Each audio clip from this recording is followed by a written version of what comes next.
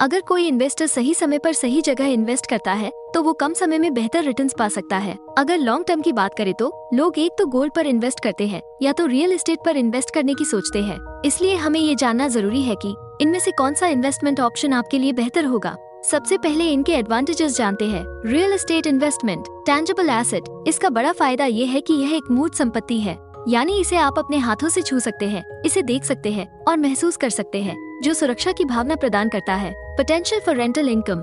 आप अपनी प्रॉपर्टी को किराए पर देकर उससे आने वाली मंथली इनकम का फायदा उठा सकते हैं। एप्रिशिएशन। रियल एस्टेट का एक और बड़ा फायदा ये है, समय के साथ साथ इसके मूल्य यानी रेट्स भी बढ़ते जाते हैं, जिसका फ्यूचर में आप आसानी से फायदा उठा सकते हैं। Gold investment, safe haven asset. Gold को अक्सर एक सेफ इन्वेस्टमेंट के रूप में जाना जाता है और इकोनॉमिकल क्राइसिस आने पर भी इसके रेट्स या तो जैसे है वैसे ही बने रहते हैं या फिर बढ़ भी जाते हैं। लिक्विडिटी।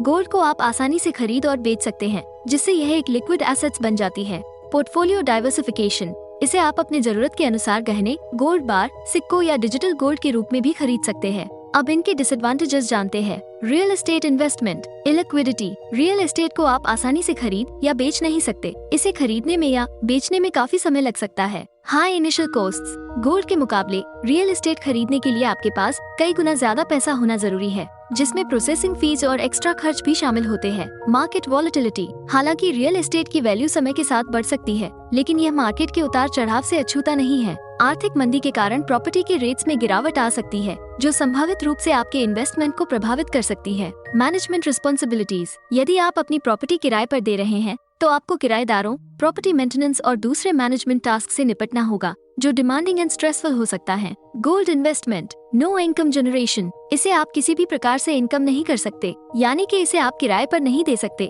जो एक इनकम का सोर्स होता है। Storage and security costs. Physical gold की सुरक्षा के लिए आपको भुगतान करना पड़ सकता है, जैसे कि इसे बैंक में रखना, जिसके लिए आपको बैंक को चार्जेस देने पड़ते हैं, जिससे आपके इसमें इन्वेस्टमेंट की कॉस्ट बढ़ सकती है। Price volatility. इसके प्राइस कभी भी कम या ज्यादा हो सकते हैं, जिसमें थोड़ा बहुत रिस्क होता है, और जिन्हें ऐसी वॉलेटिलिटी से दिक्कत होती है उनके लिए ये किसी रिस्क से कम नहीं होता। No tax benefits. जिस प्रकार रियल एस्टेट में टैक्स बेनिफिट मिल सकते हैं, वैसे बेनिफिट्स आपको गोल्ड इन्वेस्टमेंट में नहीं मिलते, जो इसका एक नेगेटिव पॉइंट है। यदि आप रियल एस्टेट चुनते हैं तो इसमें आपको एक स्टेबल और पैसिव इनकम जैसे रेंट का लाभ मिल सकता है। अगर ऐसे प्रॉपर्टी को अच्छी तरह से मैनेज किया जाए तो वो आपको बेहतर रिटर्न्स दे सकती है। रियल एस्टेट अक्सर लॉन्ग टर्म इन्वेस्टमेंट के रूप में अच्छा प्रदर्शन करता है, जिसमें समय के साथ प्रॉपर्टी की वैल्यू बढ़ने की और अच्छे रिटर्न्स पाने की संभावना बढ़ जाती है। यदि आप रिस्क झेल सकते हैं और उसके मैनेजमेंट को अच्छी तरह से संभाल सकते हैं तो रियल एस्टेट बेहतर इन्वेस्टमेंट ऑप्शन हो सकता है। रियल एस्टेट कर कई तरह के टैक्स बेनिफिट्स का फायदा आपको मिल सकता है।